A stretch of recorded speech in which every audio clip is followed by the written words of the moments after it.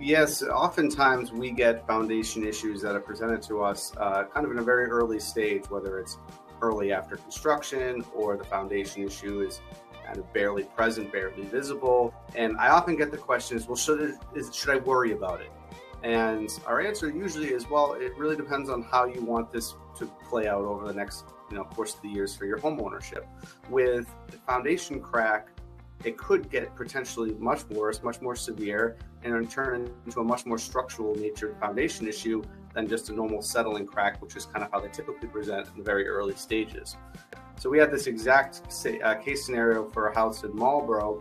It was a split entry house. They had a fairly thin foundation crack, about 1/4 of an inch, both near the corner of the foundation and then one near the center of the foundation on the same wall.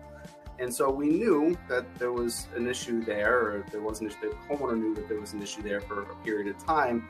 And for the crack repair, if it were just like that, you're talking less than $1,000, or maybe right around $1,000 for a full repair as a normal settling or shrinkage crack.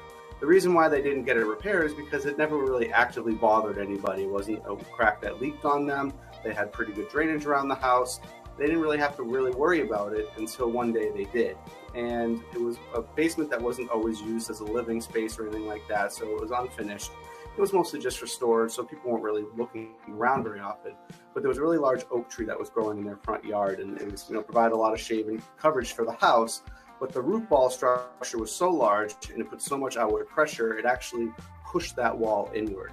Because you had a disconnection from the corner all the way to the middle of the house, that wall was pretty free floating in that area.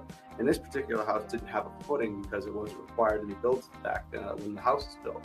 So what was a pretty standard $1,000 repair or less as a shrinkage crack repair, full waterproofing, etc., turned into an over $8,000 repair, where there were sections of the foundation that would have to be cut out, or pinned in epoxy, doweled, and then also carbon fibered as well. So it ended up being a much more expensive repair where it was totally preventative. So I know preventative maintenance is not something that every homeowner loves to do, but it definitely is one of those cases where when it affects the foundation, it can cause a much larger, more expensive problem down the line if left totally unchecked. So if you're not sure, you're not super concerned because it's not leaking water, get some eyes on it. We'll give you an honest opinion as to kind of what the layout could be over the years.